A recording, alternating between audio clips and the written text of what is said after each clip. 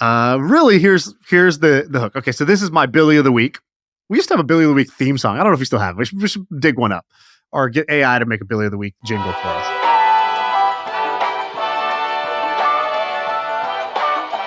$1 million isn't cool. You know what's cool? $1 billion. Okay, so let me tell you how I got hooked on this. I read this story in the information, and I don't really read the information normally.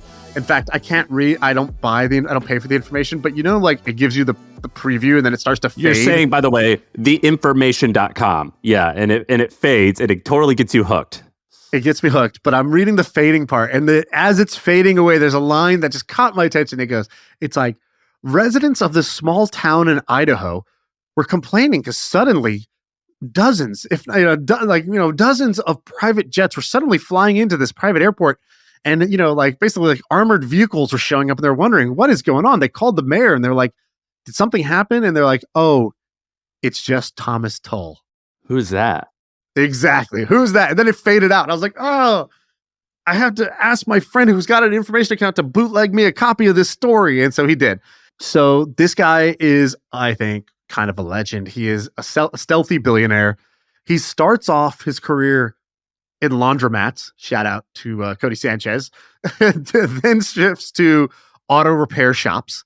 Then shifts to buying small accounting practices and does basically a roll up and ends up with 500 worldwide locations for his accounting thing. He put it all under one banner, like American Financial Services or some shit like that. And no private equity background, just like a blue collar. He had worked. He first was blue collar. Then at some point he gets, I don't know, he did have a stint in private equity. He learned a little bit about the private equity business, either as an internship or something else. But I'm pretty sure he quit college or just was moonlighting while he's at college doing the laundromat thing. Grows up, single mom, doesn't have a lot of money. So he's basically like, I need to fill a need. So he's like, okay, I'll start with laundromats. Okay, this is not a very good business, but gets me going. And the whole time he's kind of a data nerd. So even with the laundromat business, he starts buying these washing machines that can do surge pricing. So it's like when there's more demand, the cost goes up. He's like, why wouldn't it do that? All the rush comes in at one period of time. That's when I need to make money. And so, he's a little bit of a data nerd, and he ends up becoming famous because he takes that same data philosophy and he applies it to a business that never had it, which is the movie business. And so he does what's called Moneyball for movies. So the Moneyball strategy that was famous for in baseball to find undervalued assets and to build a team, construct a team with using data as an edge rather than these old school scouts that are, spitting sunflower seeds and looking at a prospect and being like, I like his ass, he's got something. I always trust a guy with a big ass, it's like, what are you talking about? He's like, he gets on base a lot. They're like, no, he's too fat. He'll never make it. They're like, I don't know. It seems like he's got some strong loins. Yeah. Or it'd be like, he's got a strong jaw. Yeah, I think he's got star potential. It's like, okay, he'll be a leader in the clubhouse. All right, great. And so Moneyball was basically like, forget that side of things, the qualitative. Let's focus on the quantitative. So this guy does that for movies, and he creates Legendary Entertainment, which is the movie production company, the movie financing company that financed and produced movies like the Batman series, so The Dark Knight, all that stuff, Batman Begins, 300, The Hangover, on and on and on. Now, recently, Dune. And so he builds this thing up, sells it for $3.5 billion to the richest man in China. And this guy's just fascinating. So the whole journey from laundromats, auto repair shops, tax firms, then has a dinner with a guy who's I think he's a movie exec, and he's complaining about film financing. And he's like, how does it work there? And it was basically like the old, the baseball scouting thing. Like, oh, this actor, we like this plot, blah, blah, blah. And he's like, do you guys do any data analysis? And he realized they don't have the Moneyball side, but they also don't have just private equity. And he's like, the movie business is the largest industry that doesn't really have a private equity focused firm. And that's what I'm going to do. I'm just going to bring the capital. I'm not going to have the full production system. I'm not going to have the distribution rights. I'll just bring the capital. And so what he did was he partnered with Warner Brothers. So he to start this business, he raises $500 million, which he's like, this was the hardest thing that I ever done, was raising $500 million for this thing. Wow. And he goes in and he partners with Warner Brothers. He cuts a deal. We're going to co-finance 30 movies with you. But here's the deal. We're going to basically build up a data team that's going to figure out which movies we should bet on and which ones we shouldn't. and more importantly, how we promote them. So I thought this was interesting because in most of the articles I read about this guy, they're just like, it's like the hand wavy thing. It's like, and then he started Legendary Entertainment and sells it for $4 billion. Like, what? How did this guy with no background in the movie business create this company? How did they produce these hits? And like, what was he doing differently? And do you know what he was doing differently? No. Keep going. So there was two or three insights. So the first insight he had was bigger is actually better. So there's this romantic idea in the movie business about like indie films and like, let's go back to quality, just like real, just genuine scripts and all this stuff. And he's like, most of the movies that fail are these like mid-market movies that kind of cost like a medium amount of money, but they don't have like guaranteed slam dunk. People will watch for this one reason. Like it's got this superhero, it's got this A-list actor, whatever. And he's like, they're making the plot too complicated that it only appeals to like an intellectual person. He's like, we need to have movies that have like commercial appeal. It should still be elevated, like he did Inception and he did The Dark Knight. Like, they're still great movies, but like Dark Knight is still like Batman, and Inception still has Leonardo DiCaprio, right? So he's like, yeah, I'm gonna have some things that I could take to the bank to actually underwrite these films better. So that was the first thing. Was like, I need to go for bigger budget films that have like a headline reason that people will have to go and pay for to go watch this movie. So he leaned heavily into IP, so like licensed IP. He also leaned heavily into like mainstream actors and directors. And he did a ton of great stuff. Straight Outta Compton, but with Dune 1 and 2, Inception, The Hangover, which was huge, Watchmen, right. Dark Knight. And by the way, great movies. Still a hard business. I think they've only ever had 2 consecutive years of profitability or something like that. Like in the like 10-year run. It's not like every year, just year after year, they're having bangers, but the movie business, it's a hit business. So when they hit really big in those years that they hit. And in other years, they might lose $50 or $100 million. But then when they hit $500 million or $1 billion of net gain. And so, anyway, sells the business. One of his first movies was Beer Fest. You're telling me that wasn't a hit? Yeah. So, the big thing was they found Christopher Nolan pretty early. Like he turned out to be like one of the best directors, period. And like he was kind of unproven at the time. So, it's not all easy. The second thing he did though was he's like, China. How do we make movies that have international appeal, specifically appeal in China? And he's like, China's a big market and there's like a lot of demand. There's not a lot of supply of American films that can cross over. And so he's like, we're going to be international and that's going to be one of our edges. So he's like, all right, I need a simple-minded plot. So I need it could be well done, but the plot needs to be simple. Good guy, bad guy, right? He's like, for most of these, I need something that will transfer into China past the language barrier and just have like simple appeal, like Batman has simple appeal. And then he partnered with a Chinese company, did a joint venture with China Film, which is like a government-owned public state company for films. And he's like, we're going to bring the movies and we'll do a 50-50 JV with you over there. And so he cuts the right deal there and has the right distribution there then. So that was the second good thing he did. The third is the data analysis, the Moneyball side of things. So I didn't fully realize this, but in both video games and movies, you might, if it says like, this movie had a $200 million budget, that's the amount they might have spent on making the film. But then guess how much they'll spend on marketing the film? I have no idea. Another 30% more? Another 100% more or 150% more. So if they spend 150 million on the movie, they'll spend another 150 million or 200 million on the marketing of the movie. So each movie is like a meaningful size company that lasts for 3 years. Well, sometimes longer, right? If it gets syndicated, if it has like long term, like it's going. But I mean, the actual work, the work of making it and then marketing. I mean, it's like a presidential election. Same thing with Grand Theft Auto. They'll spend like $500 million marketing Grand Theft Auto. That's insane. It's crazy. That's insane. Right? Like the big video games, the AAA like video games, they'll spend hundreds of millions on their marketing. So they'll usually like double the amount they spent on making the thing. And so, you know what else spends that much money on marketing? Every D2C brand. And what he realized in the same way that like what D2C brands did was they took the Moneyball approach and said, if Procter & Gamble's just like doing these like random, like just sponsor the Super Bowl and like, let's just take Tide or let's take, whatever, Old Spice, and we'll just run funny TV commercials. And like, is it working? I don't know, right? The old adage with TV commercials was half my budget does nothing and half performs. Problem is I don't know which half. And, that's how brand advertising worked. And then what happened is that guys like Moyes came in and built native deodorant, and they're like, fuck the Old Spice model. I don't have enough money to do TV anyways. I have to do the Moneyball approach. I need performance marketing where I can measure every dollar and attribute every single purchase to which ad I ran and how much I spent on that ad. And that will tell me if I should do more of that ad or less of that ad or tweak it. And then that's how he builds, a really fast growing deodorant company on the back of Facebook. And so what Thomas did was the same thing with movie marketing. What's a direct response version for a movie? That's what these guys do. They run Facebook ads. They run YouTube ads. They run to buy a ticket to the movie. To get you to not exactly like go online and buy the ticket right away, but to get you to be like, oh yeah, I heard that movie's coming out. Oh, it looked good. So they'll do shit. Here, let me just tell you some of the shit that they do. So I thought this was pretty cool. They'll take trailers. So they're like, the trailer is the ad creative, right? The trailer is the thing that needs to get you to say, oh, I want to see that. That movie looks really good. And so they'll do like A/B tests. They'll do like 50 versions of a trailer, and they'll take an audience of, they'll take 100 people, they'll put them in a movie theater, they'll play the trailer, and they have a scanner on the seat in front of you that'll take like a facial biometric reading of you, and they have you wearing a heart rate monitor, and they're trying to see, like in a movie or a trailer or the whatever, yeah, like they're trying to see, like, do you react, and what part do you react to? Does your heart rate elevate? Does it quicken?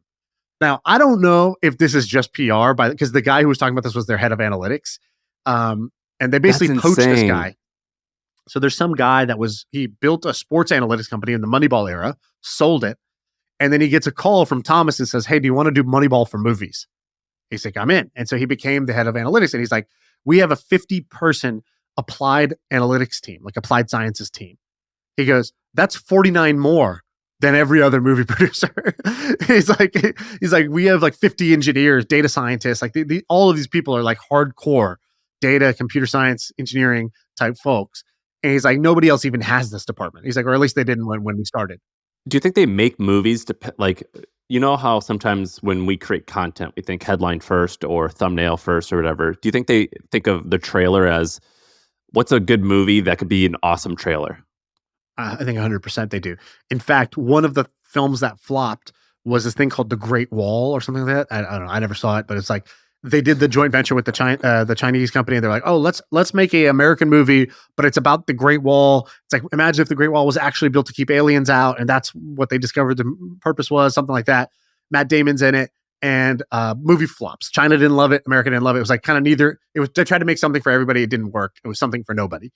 And what the analytics guy is like going to die on this hill. He's like, I don't know, man. The data showed that Matt Damon was, he's like, we were under indexed on Matt Damon in China. I was like, I don't even know what that means, but he's basically like, the price for Matt Damon versus the cachet Matt Damon has with that audience, it was a good trade. And he's like, nah, it was a good trade. And people are like, the movie flopped, dude. He's like, all right, but that was right. That one part was right. Which that's insane. And so why is he showing up to Idaho with armored vehicles? So now he's shifted into, so he sells Legendary to the richest man in China. And then he still owns, I think, like 10 or 20%. But like, you can't own 10 or 20% of a Chinese company as an American. Like that's a big Chinese company. And so they give him like phantom stock. So he gets like only a profit share. He can't like own any equity in the thing. But now what he does is he took that money and he's investing heavily in defense tech. So he invested in Anduril. He invested in some Shield AI, like a bunch of defense tech. So that meeting was basically a meeting of the minds of entrepreneurs from Silicon Valley who are building defense tech, people from Washington who are like, the lobbyists, the people that they lobby, whoever the senators, congressmen, whoever those people are, and the generals and the defense contractor, like a meeting of the minds of all those people. And they were just like, probably getting together and be like, China, we gotta stop these guys, like, and basically he's got this flywheel, right? Because the flywheel is so amazing. The flywheel is, you start a defense company, you then lobby for increased defense spending. So they increase defense spending, which goes to your companies, right? And so like that flywheel of like wining and dining Washington while then funding the companies that will win the contracts is just a very, very lucrative model. I'm not saying he's doing it in any malicious or nefarious way. I don't mean that at all. I just mean it's interesting how that can work, right? It's smart if that's your model, which is you can actually influence the spend through PR, through whatnot. So you'll see like a guy like Joe Lonsdale, and I think he believes this, by the way. He's got defense tech companies, right? He started Palantir. He also started a company called Epirus. He's starting some underwater drone company. Like he's starting a bunch of deep tech, defense tech companies. But then he also spends a lot of time building relationships with, public officials and those folks. And he'll go on CNBC and he'll be like, we got to stop TikTok. And like, I don't think he's doing it, just for his dollar. I don't think that's why he's doing it. I think he's doing them all from a sense of purpose. Like he genuinely thinks that we shouldn't have TikTok kind of brainwashing the American population while being owned or controlled or the data siphoned off to, the CCP. So I think he genuinely believes that, but it also happens to be a very strong flywheel where if you could shift the public perception or the government's perception to increase the funding in this, that will also benefit the companies that you started to serve that need. Dude, and Thomas Tull looks like a movie villain.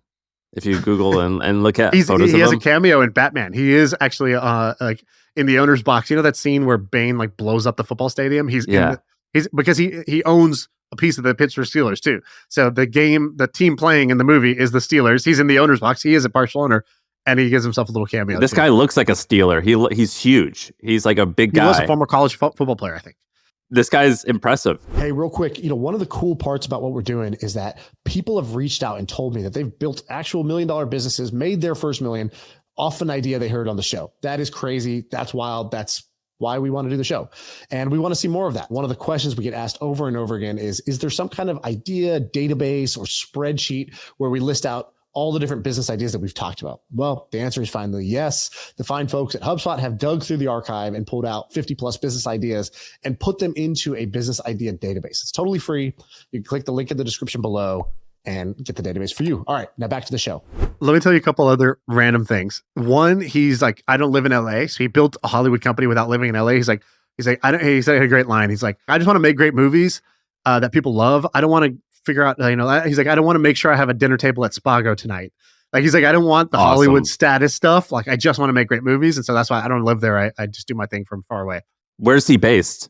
Is it Pittsburgh? Is he based? I'm not sure. So at one point he bought 150 acres of farmland and was like, I'm going to live off this land. He's like, and what he did was he's like, I want to use this to learn all of the advanced farming robotics companies. And we'll use this land to try those. And he's like, I want to learn the tech and try to see if are we building the future of food. And I want to be living in a self-sustainable way. And I'm going to try that for a period. I don't know how long he lives there or if he does it full time, but this guy's pretty fascinating, man. He, I don't know. He's just done a lot of things in a lot of different places. And the through line for all of it was this Moneyball for X, which I thought was pretty fascinating. Great find. That was really good. This guy's so fascinating. We should get this guy on. Does he do interviews or is he really private? He's pretty stealthy, but he went on Lex and he also went on Farnham Street back in the day. And so I'd love to have him on to talk because you could tell he's he's a business guy. He's very practical. He's just, I don't know. He comes across very real. I watched some of his interviews. He comes across very, very real, very straightforward. He's like, well, I just thought, I just thought X, and he's like, that's it. And then I just did it. And he's like, well, for example, he invested in some company doing gene tech editing. And these guys are trying to bring back the woolly mammoth. Have you heard about this? Yeah. I've read about it in headlines. Their stated mission is to bring back the woolly mammoth. But I loved how he talked about him because it was very real. And he was like, which company? What's that called? I don't remember their name. Colossus, I think. Colossal or Colossus, something like that. Okay. And so he's like, they're like, you invested in this company that's bringing back the woolly mammoth, right? It's a very buzzy thing to talk about. Yeah. And he's like, well, look, I thought they were doing really interesting things with studying, the genome and gene editing, CRISPR. He's like, I think the woolly mammoth thing makes for great PR. He's like, he was basically just like, I don't give a shit about bringing back the woolly mammoth. I'm not doing this as some weird billionaire fetish thing that billionaires do. And they're just like, oh, I need to resurrect, I need to summon a god. He's like, the woolly mammoth thing is interesting, but it's like a headline. He's like, what I like is that he's like, I met these guys and they're really smart scientists. And I just thought these guys are so smart. I need to be around them and they're going to do really interesting things. So I'll back them. And if they want to work on this woolly mammoth thing, okay, great. He's like, but I just think the science they're doing is really fascinating. And he goes, also, I like their ethics because he goes the more I met with them, it was clear that, okay, these guys are in the top 0.1% of intelligence, but there's people like that in China and all around the world. He's like, but they don't all have the same ethical code that these guys do. Where they're going to use this for good, and they're not just going to be cloning random shit or editing things in a pretty reckless way. And he's like, so I just thought it was good. These guys needed the backing because I fuck with their moral code basically. And so I don't know. I like this guy. I always find it almost romantic, but like very intoxicating when I read about people who don't have a ton of education but dominate a certain area. So for him, the fact that I don't know entirely what his background is, so I could be off here, but it seems like he's sort of a blue collar guy who kind of kicked ass at finance and deal making, but he doesn't have that traditional New York City, big bank background. He didn't buy auto repair shops because he's like, oh, I can do a PE roll up and get leverage and raise prices. And he was just like, he's like, well, I live in Pittsburgh and I lived in a part of Pittsburgh that didn't have a lot of money. People aren't buying new cars. So it's like, you got a car. If your car breaks, you can't really buy a new car. So the auto shops were a good bet because they were going to try to fix it. It's like, if I can get like another year out of this beater, I'm going to do it.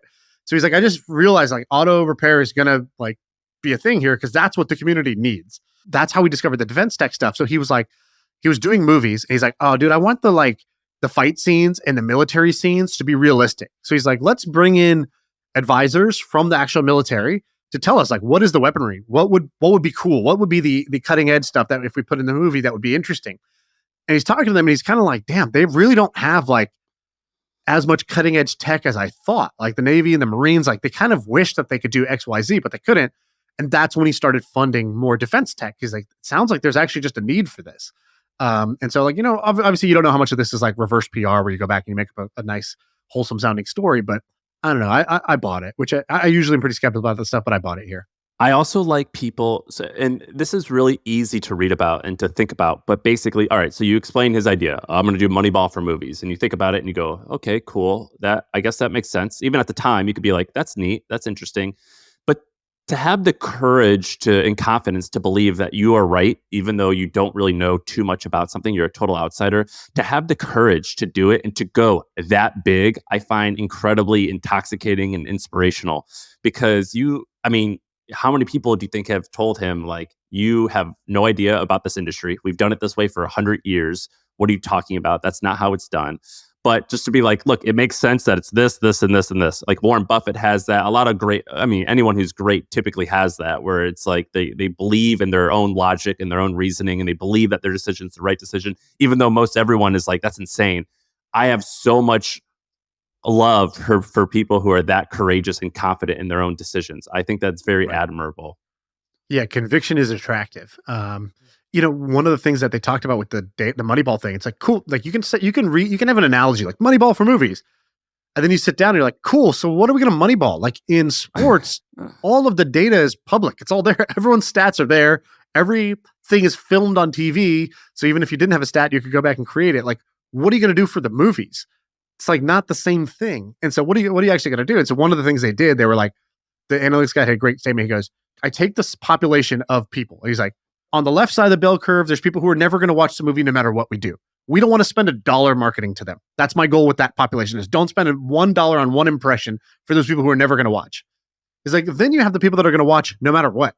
I also don't want to spend $1 on them. Like they are Dune fanatics. They got a Dune poster in their bedroom. They grew up watching the reading the books. They're going to watch Dune no matter what I do. So then there's the people in the middle. And the people in the middle, they're like our swing voters. And they might watch it. And I need to figure out, then I start slicing and dicing that audience. And I figure out this mom is going to watch because she loves that actor. And this guy's going to watch because he loves a badass action scene. So we need 2 different trailers that we're going to run in social ads at each of those. He's like, and then we need a data set that tells us who actually goes to the movies. And like basically need a map between the email addresses that we're advertising to and the email addresses that are used to buy tickets.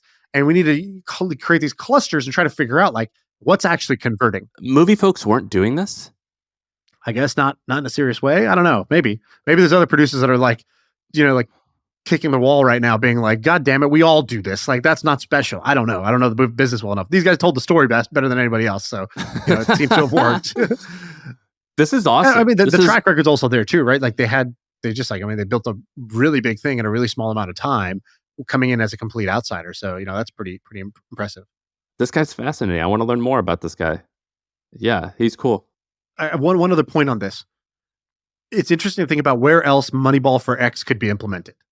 So I don't know if you've read about Obama's data team or I've read about Trump's. I've read a lot about Trump's, and it is getting into election season coming up.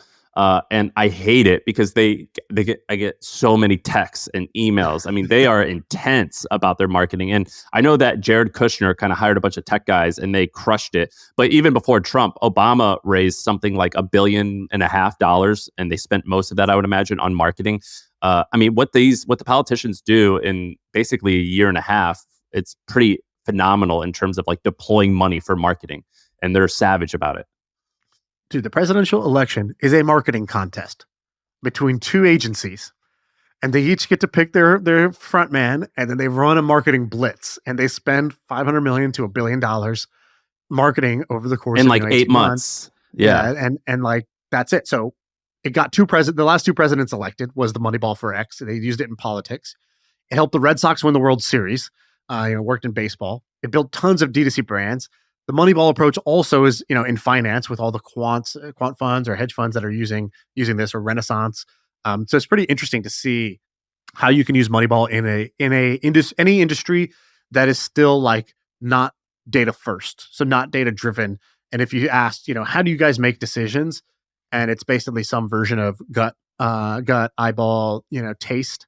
There's probably a Moneyball like variant there. I know a guy who is doing it with HVAC. He has an HVAC business doing like $150 million a year in revenue, and he tells me constantly all the data stuff that they're doing. And he's like, people don't do this in our industry. No one is doing this. Where it's as simple as we're looking at the data of what can we send and how many emails can we send to get more Google reviews. But they just like change their data. It's like they're running it like a tech company a little bit, where they have a small data analytics team.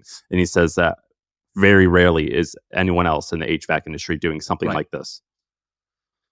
Dude, Sam, I got to ask you. I already know the answer to this question, but I got to ask you. Did you watch UFC 300 on Saturday?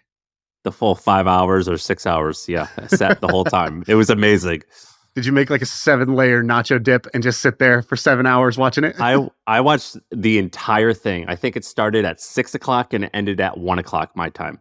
So I want to talk about it because A, we're both UFC fans, and it was amazing. But B, there's actually a great business CEO lesson in it that I want to go to. But first, can we just explain for anybody what Max Holloway did? Because I think the Max Holloway thing alone, if you don't even watch the fights, you need to know that this happened. Well, let's explain UFC 300. So UFC's been around since the 90s. They've done thousands of events, but the major events, they number them. UFC 1, 2, 3, 4, 5. This past weekend was UFC 300. Typically, what they do is a card has 5 main fights, and then before the 5 main fights, there's 10 prelims, which are no-name fights that are up-and-comers. This time, they had 15 fights, but all of them were famous, great people. And so it created like 5 hours of epic fight cards, right? Yeah, it was crazy. And one of the fights was for a made-up title called the Bad Mother Effer belt, the BMF title. And it was BMF. Two guys who are popular, but they're currently not at the tippy top of their thing. So one guy's name is Max Holloway, and he's fighting this guy, Justin Gaethje. And they're fighting, and Justin Gaethje is a big favorite coming into the fight. People think he's going to win. Max Holloway has kind of gotten, he's kind of looks like he's on the back end of his prime, or maybe on the decline a little bit.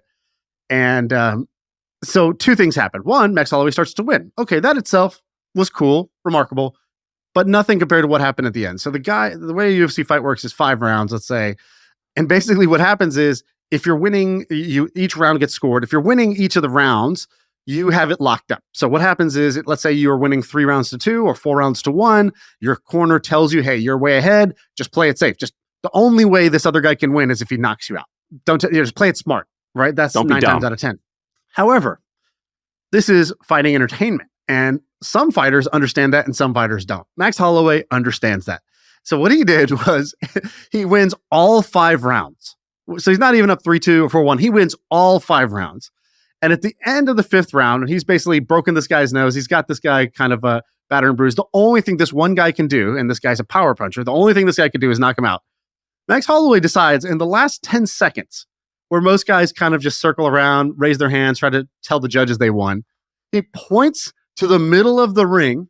He points down and he's like, stand right here. Neither one of us backs down, and just let's swing as hard as we can and try to knock each other out for the last 10 seconds. Now, this sounds very savage, What this actually is incredibly courageous and brave and entertaining and reckless and stupid all at the same time rolled into one. And they both start just swinging absolute haymakers at each other. And then he, in the last second of the fight, knocks the other guy out cold. I feel like I can't even do it justice. If you watch the fight, you already know what happened. If you don't watch the fight, you probably don't care about this. But it was remarkable to watch. It was probably the best UFC moment I've ever seen. Maybe for sure top 3, probably number 1. And I would actually say it was one of the best moments in sports that I've ever seen. Yeah, exactly. I mean, it was like I felt so much adrenaline watching this. I was like, it was in the middle of the night. My baby was sleeping, and I yelled like as loud as I could. I was in awe. It was so adrenaline inducing. It was amazing. It would be like in basketball if LeBron James was about to win the NBA Finals, and normally they're just trying to hold the ball, stall, let the clock run out, and instead he handed the ball to his opponent, said, "No, come here. You have the ball.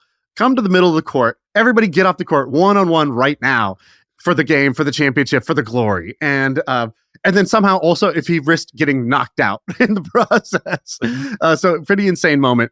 Mark Zuckerberg, by the way, was sitting ringside, and every fighter would run up to him and start pointing at him and talking to him. It was awesome. It was so exciting. By the way, don't you think that Zuck should lean in more to this? I feel like this is the best PR that Mark Zuckerberg's ever had. Yes. Is his own heel turn into becoming a fighter, being at the UFC ringside, hanging out there, and all the fighters really loving him. Going into the tough man sport, right? Basically. And he looked cool. He had like a little afro, and he had a white t-shirt on, like baggy white. He looked like a cool guy.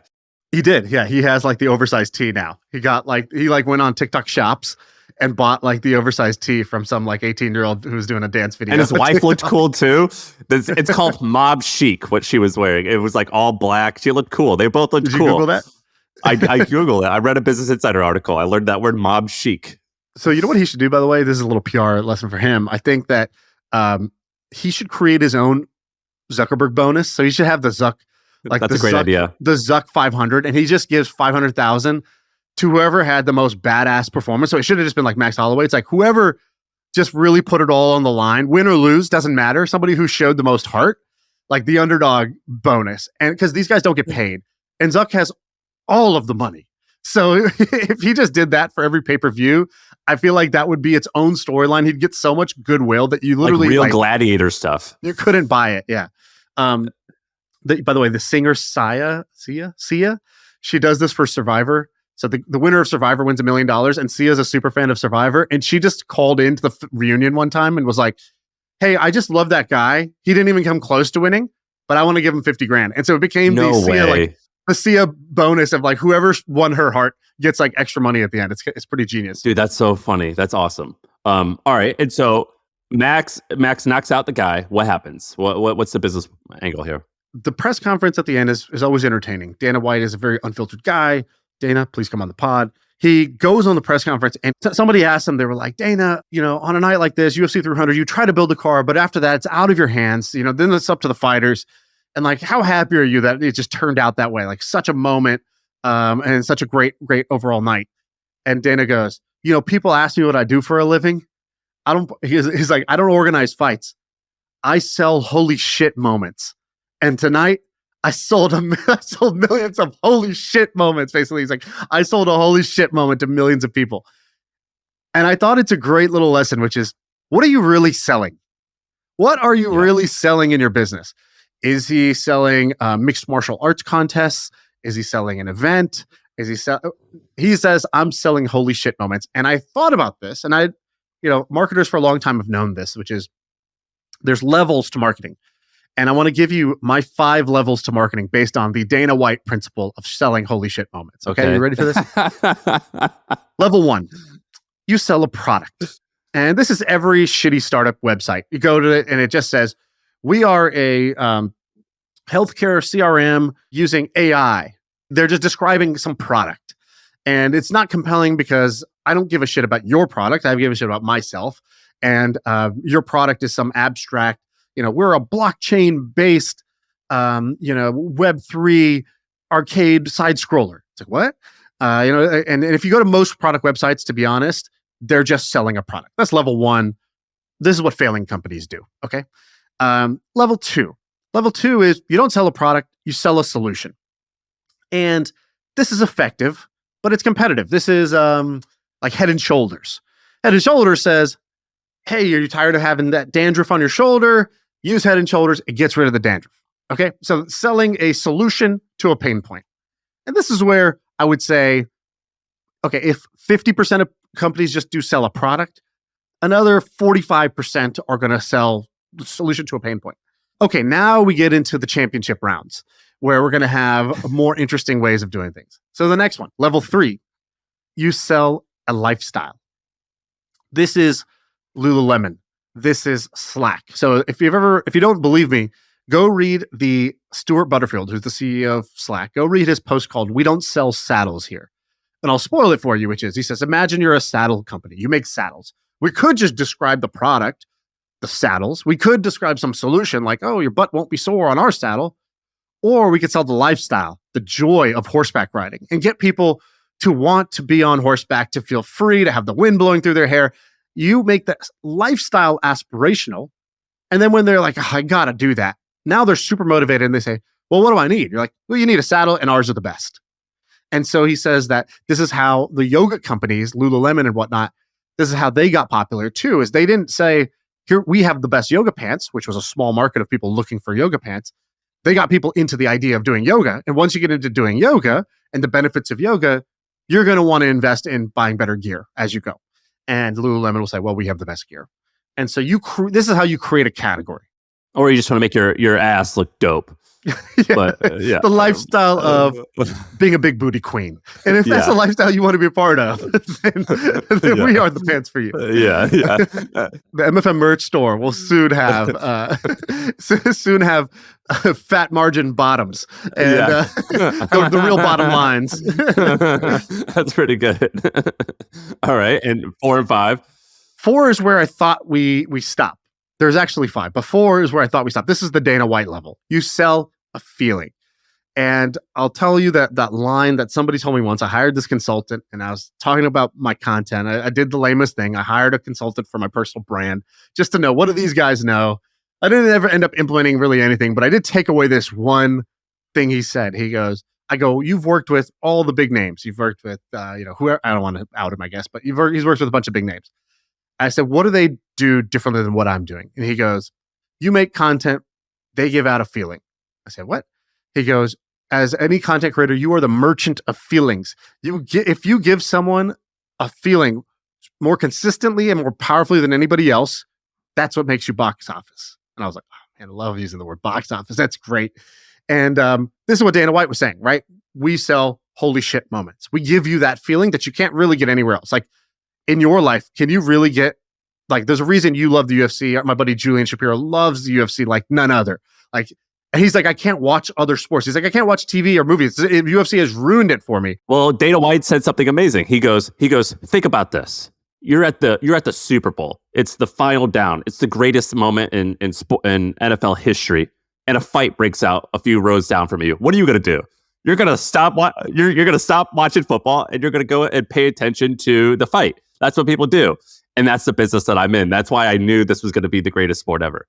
Exactly. And so the greatest brands, let's say Disney. Disney's amazing at this. Disney doesn't say, come to our theme park. We have the fastest rides, or we have the shortest lines. No, they tell you about the magical family experience, right? This is going to be a lifetime memory for you. This is going to give your kids a magical feeling, a magical moment. All of their movies are the same way, right? You watch a Pixar movie because it's going to give you this feel-good moment, right? They give you feel-good moments more consistently than anybody else. So the best brands do this. Louis Vuitton gives you a feeling of status, of importance. UFC gives you the holy shit feeling. Nike gives you a feeling that, of the feeling of greatness. When they advertise their shoes, they don't advertise the rubber shoes. They basically show you someone striving for greatness, and it's that inspiration, that motivation that they sell. Okay, so now level 5. Level 5, I realized, is the highest one. You didn't sell a product. You didn't sell a solution. You didn't sell a lifestyle. You didn't sell a feeling. You sell an identity. And this is what the religions do. This is what political parties do. They basically give you a tribe. They give you a label. They give you a purpose. They give you a sense of belonging. It's almost like buying a Subway franchise. They're like, here, wear this uniform, put this logo up. Here's the packaging. Here's a portrait of bread. Put that on your wall. You now have an identity. We gave you a brand for you to have because you didn't have one on your own. We gave you a purpose. We gave you something to do. It's an identity in a box. And I think that is the highest level of what you can do is you sell an identity to people. First of all, very good. This was a really good monologue. You tied in some of my favorite stuff. Congratulations. Second of all, were you just watching the UFC, taking notes on this stuff and just like? No, I heard him say that, I heard him say that at the press conference, and I go, "That's exactly what he does. That's why I watch, because I can't get that holy shit feeling from anything. What else is as real as that?" And once you know the stories of the fighters, right? That's really what works, right? If you're personally invested and you understand the stakes, you understand what's in it for each guy. There's like, it's pretty hard to compare that to really any other sport. Maybe boxing is the other one. No, boxing doesn't even come close to what these guys do. Like they're in a league of their own in terms of giving me a feeling. Like I wore a heart rate monitor one time to see what would happen because I noticed going into the fight I was so anxious because I was so emotionally invested. My heart rate went up like 20 beats per minute like before this fight. Like it was insane. I get so into this that I find myself like tired the next day. It's one of the very few times that I felt this in sports. It's the best. I feel it a little bit in the Olympics because I get into that. But no, I mean, what he has done and what the UFC has done in terms of, what did you say, selling emotions, it's the best. I mean, if you go look at the old cigarette ads, if you want to see this. So if you go look at an old cigarette ad, they're obviously not selling the product. They're not selling a solution to a pain point. They're not saying, hey, your lungs need a little more tar in them. Like they're not doing that. It's all about a feeling and an identity, right? So they're giving you a feeling of greater, self-importance, a cool self-image, right? So all of the marketing around cigarettes was a cool self-image. It's a cool guy, and in this cool moment, he takes out the cig and he lights it up, or the woman doing the same thing. Go watch the Dos Equis commercial, right? The most interesting man in the world, sitting in a bar, surrounded by women, but not paying them any attention, looking at you dead in the camera, making eye contact. He's a man's man. He's done this, he's done that, he's done this. And when he drinks beer, he drinks Dos Equis, right? They're trying to give you a cool self-image. That's what a lot of luxury products and a lot of commodity products have to do. And so once you realize that, you're like, oh, and I love this because in our world, the tech world, the business world, most people are like absolute beginner, rookie white belts at real marketing. And like even the best in class is just saying, sell a solution to a pain point, to sell the benefit, not the feature. And that's like level 2. And they just stop there. Nobody really goes beyond that. And so I like taking what is the best in class look like when it comes to like, marketing and brand and actually doing something that gets people to move and take action. And how do I bring that into our world? Because then you're, you have an unfair advantage. And it's not always around violence. So if you're listening to this and you don't know anything about the UFC, go to YouTube and type in UFC Rose, I'm the best. One of the best moments from UFC is also this young woman named Rose Namajunas. And she's about to fight and she clearly is scared. And you see her mouthing to herself, I'm the best. I'm the best. I'm the best. And I remember distinctly where I was. She looks like your little sister. And the person across the room from her looks like the Terminator. And so you could just put yourself in that person's shoes. Oh man, they're about to fight somebody who's clearly just bigger, stronger, faster, everything. And she's mouthing to herself, I'm the best, to kind of like, it's like she's walking into the lion's den and she's got to believe this. Otherwise she doesn't stand a chance. And she knocks her out. She knocks her out in the first round or something like that. And it was another great sporting moment. Holy shit so moment. The two other moments, first of all, there was 2 Chinese women fighting, which is the first time it's ever happened for the championship. And one of the ladies chokes out another woman and she goes unconscious right when the bell rings. So they're able to keep fighting. She doesn't really wake up until she gets punched again on the second round, which was like just epic. And then the third thing that happened was in the last fight, Alex Pereira gets kicked in the groin. The ref goes to stop it. He waves him off. And then 10 seconds later, knocks out the other guy. It was just full of badass moments where this whole thing, it was epic. It was an epic event. And by the way, to just tie this principle back, by the way, I did this with the podcast. So I was like, what are we really selling here on the podcast? Is it ideas? Do people show up because they want a business idea? That's kind of lame. Like, sure, it's fun to hear ideas, fun to talk about ideas. But if you're really like, you know what? to be successful, I'm going to go to this YouTube channel and find a business idea that these random guys are going to say out loud. Like like honestly, that's a bad plan. Like it might happen, but don't do it for that reason. And the same reason, like, we might talk about the UFC or something else. Like that's probably not the most effective thing for you to do every day. So it's not our product. It's not a pain point. So one thing that I figured out was like, when I talked to a bunch of people and I tweeted this out, I go, what is something you remember? And what's the reason you actually listen to the pod regularly? Like what keeps you hooked? And the number one word that kept coming up was, oh man, I feel so inspired after I listen. And they're like, not in a cheesy way, but they're like, literally, if I'm driving and I'm listening, I sometimes will pull over because I got to write something down, right? You guys said one phrase that really stuck with me. And I was like, oh, that's going to be an unlock for me, either personally or in my marketing or whatever. Or it's, I heard about this idea. I'm not going to go do that idea, but I'm inspired by that idea. Or you tell the story of some Billy of the week, some guy who's really crushed it, or some business that's under the radar that's crushing it. And all of a sudden I feel like, success is abundant. I'm inspired to go Right. make my shit happen. I'm not going to do what they did, but I'm going to go make my shit happen. And so we sell inspiration. That's the first thing. We actually sell one secondary thing, which is, have you ever seen that meme of the kid eating cereal next to his TV box? And it's like there's three friends on the TV box and he's just like cozied up next to it. It's like me and my four friends, but it's just like, oh, that's awesome. the other one's a photo. Yeah. Yeah. And it's basically like companionship. And people have posted before, like, this is me when I listen to podcasts. It's like kind of like you're hanging out with your friends, except for they're not there. But it feels that way. And so that's the other thing is like, for a lot of people who listen, what I learned was that even more than the inspiration, the ones that are super sticky, it's companionship. It's basically my real life friends aren't as nerdy about business as I am, or I live in the middle of nowhere, Iowa, or I'm in Belize, or I'm in, wherever. And I don't know 6 other people that I can hang out with twice a week and just nerd out about business with. And so you guys are basically my substitute for what I don't have or don't have the time for in my day-to-day life. This was an A+ segment. Good job. All right. I dig that. Thank you very much. Let me tell turn. you. Let me tell you.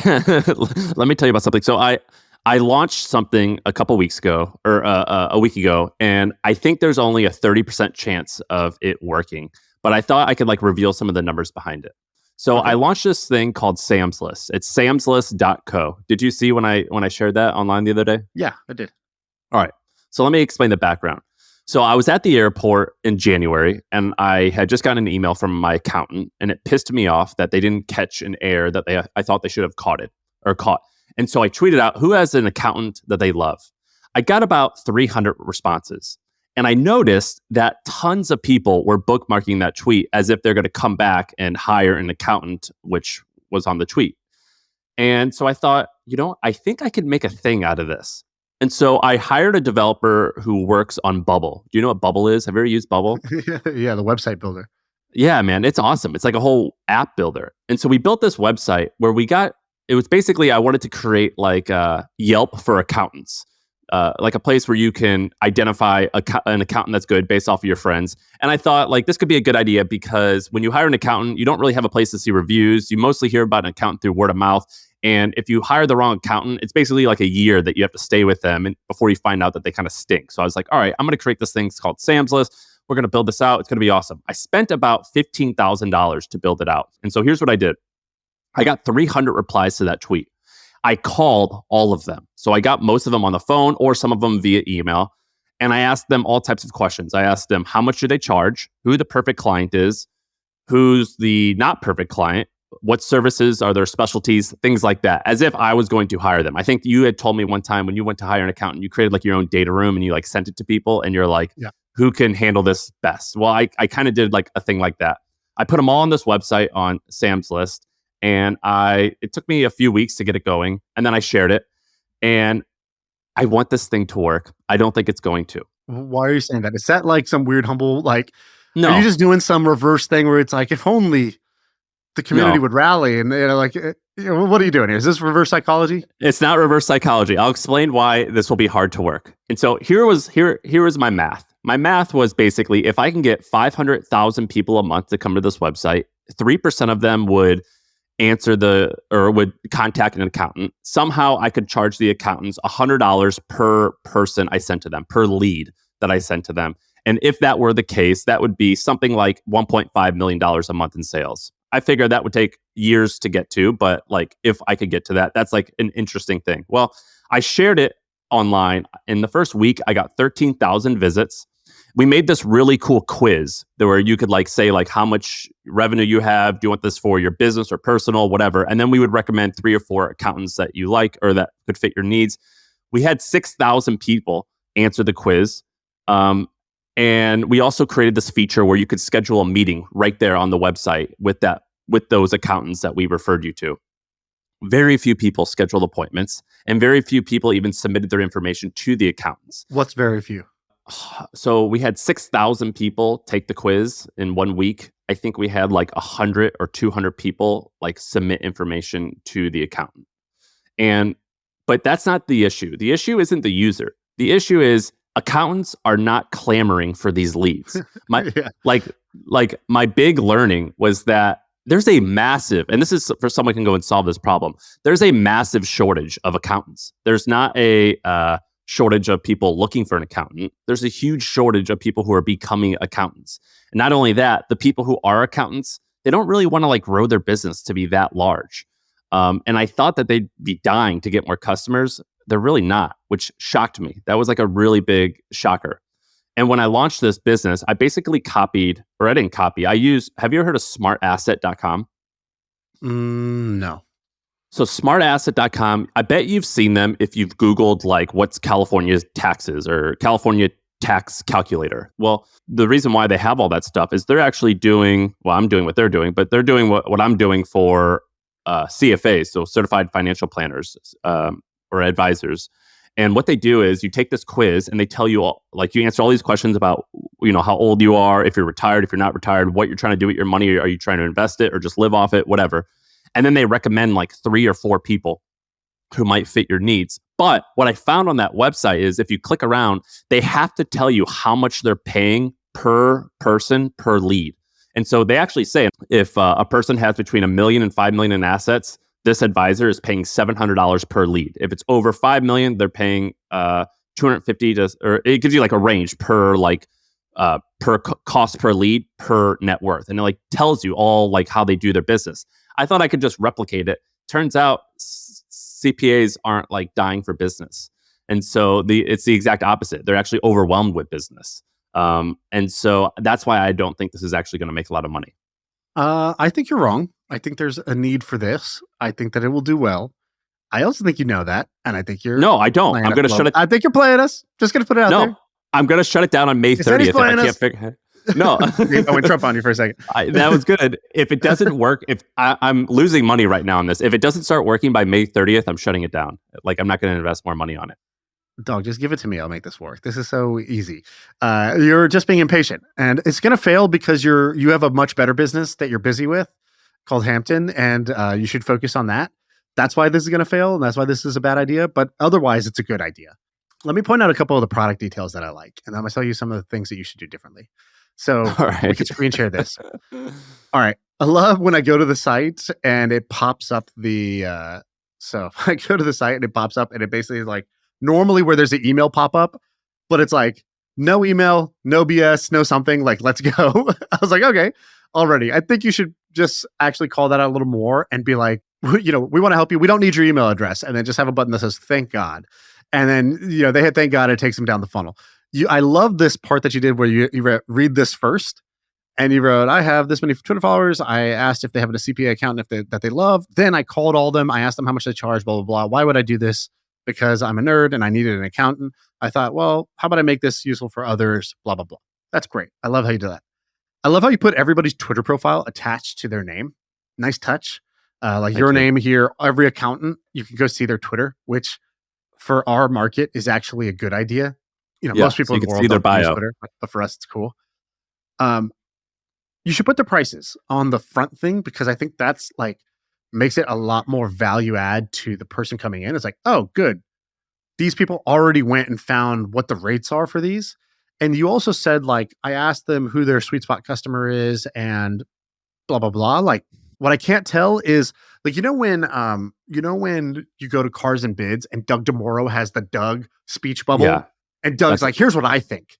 I think you kind of need to lean into that. I agree. That's a good idea. I don't trust reviews. I trust review. And I really just trust you. And so the question is like, can you, not just call them, call like, 10 of their clients and be like, tell me everything. And then end up with one speech bubble that's Sam saying, talk to them, talk to their clients. Here's roughly what they charge.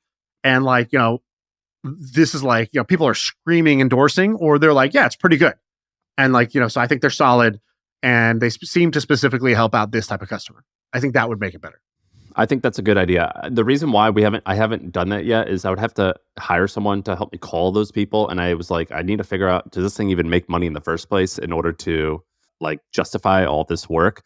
Field of dreams, baby. If you build it, they will come. Did you see, so a few things, the design, I liked our design. I just ripped it off. We made it look like old Microsoft. And then the image is, I just copied Clippy. You remember Clippy from Microsoft Word? It's Calky. AI this because it doesn't make any sense. It's AI, and on the calculator face, it's only 4 digits. It's a 2, it's a 5, it's a 9, and a Q. Yeah, putting the Q in as the last letter is the AI knows something we don't. Yeah, and so anyway, I thought I'd fill people in on this.